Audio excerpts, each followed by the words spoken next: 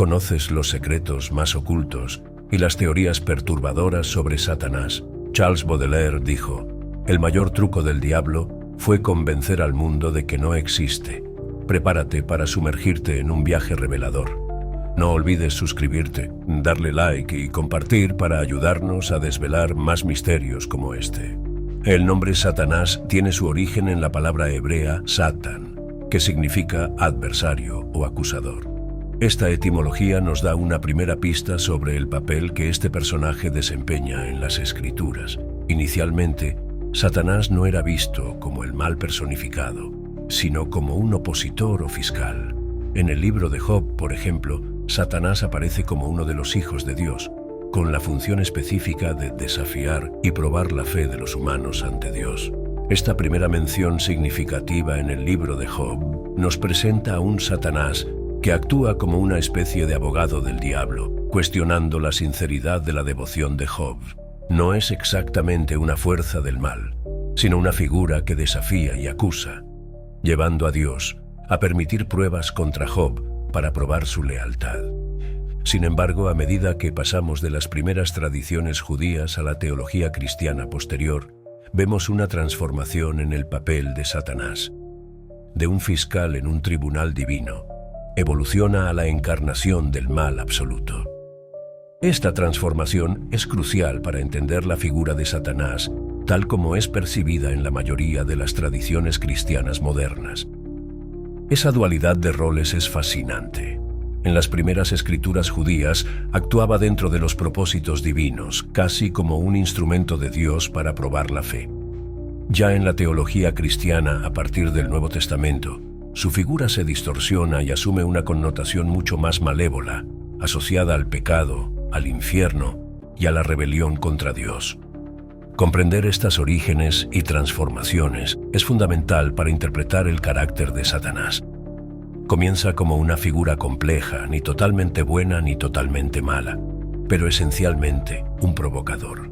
Solo más tarde es que su imagen se fija como el antagonista principal en la narrativa cristiana, un simbolismo del mal que debe ser combatido.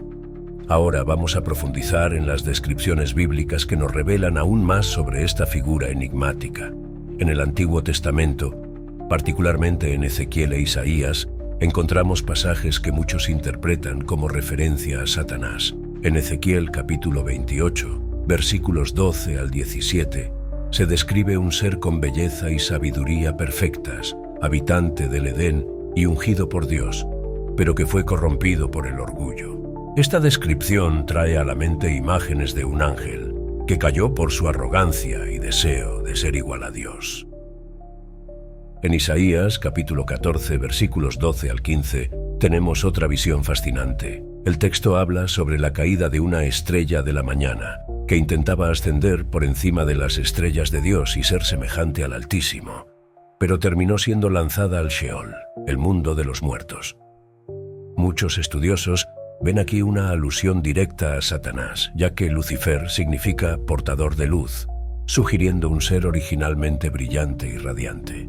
Además de las escrituras canónicas, también están los textos apócrifos que expanden nuestra percepción de Satanás y los ángeles caídos. El libro de Enoc, por ejemplo, es una de estas obras intrigantes. Este texto describe la rebelión de ángeles liderada por un ser llamado Semhaza, que desobedecieron a Dios al descender a la tierra, casarse con mujeres humanas y enseñarles secretos prohibidos. Esta narrativa no oficial de la Biblia canónica presenta una visión panorámica de los cielos y las huestes celestiales, desafiándonos a reconsiderar la extensión y la naturaleza de la rebelión contra Dios. Otro punto crucial es el análisis de la guerra en el cielo, mencionada en el libro del Apocalipsis, capítulo 12, versículos 7 al 9. La batalla épica entre Miguel y sus ángeles contra el dragón y sus seguidores. Simbólicamente, este pasaje es rica y abierta a muchas interpretaciones. Muchos ven en esta guerra un reflejo de la lucha eterna entre el bien y el mal, donde Satanás, el adversario, es finalmente derrotado y expulsado del cielo. Estas descripciones bíblicas y apócrifas abren un vasto campo de interpretaciones y teorías sobre Satanás y su papel en la narrativa divina. La Edad Media marcó un periodo fascinante y perturbador en la transformación de la imagen de Satanás. Durante estos siglos, la figura del diablo evolucionó de manera significativa, reflejando tanto el miedo como la imaginación de los hombres de la época. Era un tiempo donde la religión dominaba la vida cotidiana, y las representaciones de Satanás se utilizaban diversas veces para reforzar enseñanzas y mantener la moralidad en jaque. Una de las mayores influencias en esta transformación fueron las obras literarias inmortales como La Divina Comedia, de Dante Alighieri, y El Paraíso Perdido, de John Milton. Estas obras moldearon la visión occidental del infierno y de su gobernante de manera profunda y duradera. Dante, con su vívida descripción de los círculos infernales, introdujo nuevos horrores asociados al tormento de los pecadores y a la justicia divina. Su infierno era un lugar de justicia poética, donde las penas correspondían a los pecados cometidos en vida, pintando una imagen de Satanás como el gran administrador de los castigos eternos. John Milton, por otro lado, en El Paraíso Perdido, humanizó a Satanás en cierto grado, construyendo un personaje complejo y multifacético que desafiaba la autoridad divina. Milton describió a Satanás no solo como el maligno, sino también como un ser trágico y rebelde. Esto introdujo una nueva capa de interpretación, donde Satanás era visto como una figura de gran poder y elocuencia, pero trágicamente condenado por su propia ambición y orgullo. Estas obras literarias profundizaron nuestra comprensión de Satanás al traer nuevas dimensiones para su caracterización, pero también distorsionaron la comprensión religiosa tradicional. Al romantizar y complejizar el personaje, ayudaron a fijar una imagen de él que a veces iba más allá de los textos religiosos en sí. El diablo dejó de ser solo un ser malicioso para convertirse en una entidad de fuerza persuasiva, de astucia y de gran influencia. Otras influencias literarias también fueron cruciales en este desarrollo. Por ejemplo, las leyendas locales y las historias de santos, que frecuentemente relataban encuentros con demonios, y la lucha constante contra las fuerzas del mal, incrementaron el imaginario popular. Libros de brujería y tratados demonológicos florecieron, alimentando el miedo y la fascinación por lo oculto y lo infernal.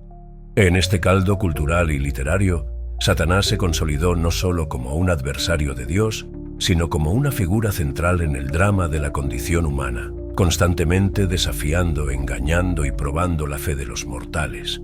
Se convirtió en un símbolo de los miedos más profundos, de las tentaciones recurrentes y de las debilidades intrínsecas a la humanidad, una figura al mismo tiempo temida y estudiada con fervor. Así, la Edad Media no solo transformó la imagen de Satanás, sino que también le dio un nuevo y perturbador escenario en el imaginario colectivo occidental. Hoy vamos a explorar las visiones teológicas modernas sobre Satanás y su papel en el cristianismo. A lo largo de los siglos, la imagen de Satanás ha evolucionado, pasando de un mero adversario a una figura compleja y multifacética. Muchos teólogos contemporáneos argumentan que la función de Satanás va más allá del mal puro, involucrando también pruebas de fe y moralidad. Aquí cabe la importante pregunta: ¿por qué Dios, siendo omnipotente, permitiría la existencia del mal personificado en Satanás? Esta pregunta nos lleva al conocido problema del mal, un dilema filosófico y teológico que desafía la comprensión humana desde hace milenios. Si Dios es todopoderoso y bondadoso, ¿cómo puede existir el mal en el mundo? La presencia de Satanás en este contexto puede ser vista como una prueba para la humanidad, una manera de Dios evaluar nuestra fe y resiliencia ante las adversidades. Algunos teólogos proponen la intrigante idea de que Satanás sirve como una fuerza necesaria para probar la fe humana. De acuerdo con esta teoría, sin Satanás y sin la tentación, la fe y la moralidad de los seres humanos no tendrían la misma profundidad o significancia. Es en los momentos de tentación y lucha contra el mal que los individuos pueden fortalecer su fe y desarrollar virtudes como la paciencia, el coraje y la determinación. Esta visión, aunque controversial, sugiere que Satanás desempeña un papel esencial en el gran esquema divino. no es solo un villano, sino también un agente de crecimiento espiritual y de profundización de la fe. En este sentido, podríamos cuestionar, ¿será que Satanás puede ser, hasta cierto punto, una figura trágica, compelida a desempeñar un papel que, paradójicamente, contribuye al bien mayor? ¿Y tú alguna vez te has preguntado si Satanás puede tener una función positiva en la prueba de la fe humana? ¿Qué idea controvertida despierta en ti? La influencia de Satanás en diversas manifestaciones culturales siempre ha provocado fascinación y temor en igual medida. Desde los inicios de la literatura, el cine y la música, la figura de Satanás ha sido retratada de maneras que nos desafían a entender mejor el concepto del mal. En el cine, por ejemplo, algunas películas como The Devil's Advocate y The Exorcist marcaron generaciones al explorar la naturaleza maléfica de Satanás de formas visualmente perturbadoras. The Devil's Advocate profundiza en la idea de tentación y corrupción moral, mostrando cómo la influencia diabólica puede infiltrarse en los aspectos más mundanos de la vida humana, disfrazada de ambición y poder. Ya The Exorcist lleva esto a un nivel visceral, retratando un enfrentamiento directo entre el bien y el mal, a través de posesiones demoníacas que desafían la fe y la cordura de los personajes y espectadores. En la música, bandas como Black Sabbath no solo popularizaron el heavy metal, sino que también infundieron sus letras y sonoridades con referencias a Satanás y temas ocultos. Canciones como Black Sabbath y Niebe provocan a los oyentes a reflexionar sobre cuestiones espirituales profundas y el constante conflicto entre luz y oscuridad. Pero surge una pregunta interesante. ¿Estas representaciones culturales trivializan o profundizan nuestra comprensión de Satanás? Por un lado, hay quienes creen que al hacer de Satanás una figura común en el entretenimiento, terminamos por banalizar su gravedad y lo que representa. La constante exposición a imágenes demoníacas y a la narrativa de terror puede llevar a una desensibilización, donde lo extraordinario se convierte en ordinario y menos impactante. Por otro lado, el arte y la cultura tienen el poder de provocarnos a pensar más profundamente sobre lo que el mal realmente significa. Las representaciones de Satanás pueden servir como un espejo de nuestros propios miedos y fallas, ofreciendo una oportunidad para la introspección y una mejor comprensión de nuestras vulnerabilidades. Cuando visualizamos el mal en obras de arte y medios, somos compelidos a confrontar la existencia del mal dentro de nosotros mismos y en la sociedad que nos rodea. Así, no podemos olvidar considerar cómo estas representaciones afectan nuestra percepción del bien y el mal. Al ver el mal personificado en Satanás, ya sea en películas, libros o canciones, muchas veces somos llevados a repensar nuestra propia moralidad y espiritualidad. La dualidad entre el bien y el mal se vuelve más tangible y palpable, obligándonos a elegir conscientemente de qué lado queremos estar. Entonces, ¿cuál es tu visión? ¿Estas representaciones culturales de Satanás amplían nuestro entendimiento de lo que significa el mal? ¿O terminan por banalizarlo como solo otro elemento de entretenimiento? Imagina el concepto del self oscuro de Carl Jung, un lado oculto de nuestra psique donde habitan deseos reprimidos y emociones oscuras. Para Jung, comprender este lado oscuro es esencial para un autoconocimiento completo. Este self oscuro puede reflejar nuestras percepciones del mal, como Satanás, funcionando como un espejo interno que nos desafía a enfrentar nuestras propias tinieblas. Entonces miremos a través de la lente de la filosofía existencialista. La esencia de esta corriente filosófica reposa en la libertad individual y en las elecciones morales. Ante la vastedad de las opciones y la inexistencia de un sentido inherente, la figura de Satanás emerge como un símbolo potente de la rebelión y la autonomía. Él es frecuentemente visto como aquel que desafía las reglas y ejerce su libertad incondicionalmente. En esta perspectiva, Satanás representa la lucha eterna por el significado y el poder de las decisiones morales que tomamos diariamente. Un estudio de caso fascinante es El Anticristo de Nietzsche. Nietzsche desafía los conceptos tradicionales del bien y el mal, proponiendo una visión donde Satanás y Cristo representan polos opuestos de un espectro filosófico. En esta obra, Satanás no es solo el adversario de Dios, sino también una figura que cuestiona las normas establecidas e incentiva una reevaluación profunda de los valores morales. Nietzsche invita a sus lectores a deconstruir la moralidad tradicional y a encarar la provocación de Satanás como una llamada a la autenticidad y a la valentía moral. Ahora, ¿cuáles son las implicaciones reales de estas teorías para entender el bien y el mal? Considerar a Satanás bajo estas ópticas nos permite explorar zonas oscuras de la psique humana y los dilemas éticos de forma inédita. Al integrar el self oscuro de Jung, la libertad existencialista y los desafíos nietzscheanos, comenzamos a ver el mal no como un mero antagonista, sino como una parte integrante de la experiencia humana. Esto abre puertas para una comprensión más compleja y rica de nuestro propio comportamiento y de nuestras motivaciones. ¿Has aplicado alguna de estas teorías en tu vida? Piensa en las veces en que has enfrentado elecciones difíciles o te has encontrado con pensamientos perturbadores. Conseguir ver y aceptar tu self oscuro puede ser una clave para un crecimiento personal más auténtico. Cuestionar las reglas y asumir la responsabilidad por tus propias decisiones, como propone el existencialismo, puede guiarte en momentos de incertidumbre. Y al adoptar una postura crítica, como sugiere Nietzsche, puedes encontrar un camino más verdadero y robusto para tu moralidad personal. Al enfrentar a Satanás a través de estas perspectivas, no solo desvelamos misteriosas facetas del mal, sino que también descubrimos nuevas formas de iluminar nuestro propio ser. Los caballeros templarios y los masones son quizás dos de las sociedades secretas más fascinantes de la historia occidental. Los templarios, originalmente una orden militar cristiana creada durante las cruzadas para proteger a los peregrinos en camino a la Tierra Santa, rápidamente ganaron riqueza y poder, lo que los convirtió en objetivos de intriga y sospecha. Con el tiempo fueron acusados de herejía e idolatría, incluyendo la veneración secreta de figuras demoníacas como Baphomet. Muchos creen que estos caballeros, al regresar a Europa, traían conocimientos ocultos, codificados en los símbolos que aún hoy encontramos en la arquitectura y en algunas obras de arte. Ya los masones, cuyo surgimiento está envuelto en misterio, son frecuentemente asociados a los templarios. La masonería moderna, surgida oficialmente en el siglo XVII, se propaga como una fraternidad dedicada al desarrollo moral y espiritual de sus miembros.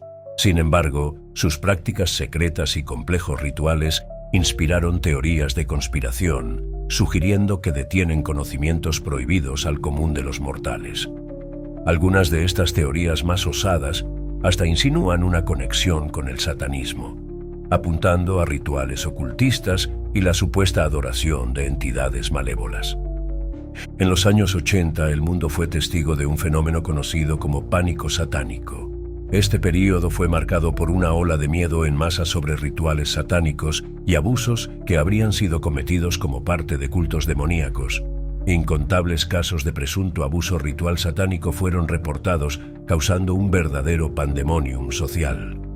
Las consecuencias psicológicas de este período fueron profundas: familias destrozadas, vidas destruidas y una desconfianza generalizada extendiéndose por la sociedad. Había algo tenebroso en esa histeria, una sensación de que el mal acechaba en cada esquina. Los movimientos satanistas modernos, por su parte, presentan una dicotomía interesante: el satanismo ateísta y el satanismo teísta. El primero, representado principalmente por la Iglesia de Satanás, fundada por Anton LaVey en 1966, rechaza la idea de una divinidad sobrenatural y trata a Satanás como un símbolo de individualismo, libertad y rebelión contra la hipocresía religiosa. Ya el satanismo teísta, también conocido como satanismo tradicional, incluye la creencia en Satanás como una entidad real y poderosa, digna de adoración e invocación. Estas sociedades secretas y movimientos satanistas provocan una pregunta intrigante: ¿son realmente mal comprendidos o representan amenazas sociales genuinas? La complejidad de sus prácticas, el aura de misterio que los rodea y la constante asociación con lo maligno desencadenan emociones fuertes y dividen opiniones. ¿Qué piensas tú sobre estas sociedades secretas y sus influencias? Reflexionar sobre Satanás nos lleva a una profunda contemplación teológica y a las implicaciones morales inherentes a la figura del mal. En muchas tradiciones cristianas, Satanás es visto como el adversario final, un ser que tentó a los humanos y los apartó de Dios. Pero vamos más allá de este punto, analizando lo que estas historias significan en términos de perdón, redención y condena eterna. Primeramente, el concepto de perdón es central en el cristianismo. Incluso Satanás, la personificación del mal, podría teóricamente ser perdonado si buscara esa redención. Es una pregunta intrigante, pues pone en jaque el alcance ilimitado del amor y perdón divinos. La redención es accesible para todos. Nosotros, como humanos fallidos, estamos constantemente en la batalla espiritual y moral en busca de la luz. Pero, ¿dónde se sitúa Satanás en esta narrativa? ¿Sería posible la redención para una figura que representa la negación total de Dios? La condena eterna, por otro lado, es un destino que muchos creen estar reservado para aquellos irrecuperables en su maldad. Si Satanás simboliza esta corrupción final, entonces la eterna separación de Dios parece ser su destino inevitable. Esto nos lleva a reflexionar cómo nuestras acciones y elecciones diarias nos alinean para un destino de salvación o condena. En lugar de temer a Satanás, quizás la verdadera lección que debemos absorber es la importancia de la responsabilidad personal. Cada elección que hacemos moldea nuestro carácter y determina nuestro camino espiritual. El enfoque en la figura de Satanás no debería distraernos del examen de nuestra propia conducta y moralidad. Situaciones prácticas aún pueden emerger de estas reflexiones teológicas. ¿Cómo aplicamos estos conceptos en la vida cotidiana? Cada acto de bondad, cada decisión moralmente correcta, refuerza el camino de la redención personal. Al enfrentar nuestras fallas, buscando perdón y haciendo los ajustes necesarios, construimos nuestra propia jornada espiritual. Para dar un ejemplo práctico, considera cómo tratamos a los demás. Si realmente creemos en el perdón divino, debemos ser capaces de perdonar a nuestros semejantes. Esta práctica de perdón, reflejada en nuestras acciones, también moldea nuestro destino moral y espiritual. Así, la lucha contra nuestros demonios internos y las fuerzas externas que nos tientan forman parte de una caminata continua hacia la redención. Cerramos con una frase poderosa de Nietzsche: quien lucha con monstruos debe tener cuidado de no convertirse en uno. Al librar nuestras batallas contra el mal, ya sea dentro de nosotros o en fuerzas externas como Satanás, siempre debemos recordar la responsabilidad personal en nuestras elecciones y en la formación de nuestro carácter. Piénsalo, ¿has reflexionado alguna vez sobre la responsabilidad personal en tus elecciones morales?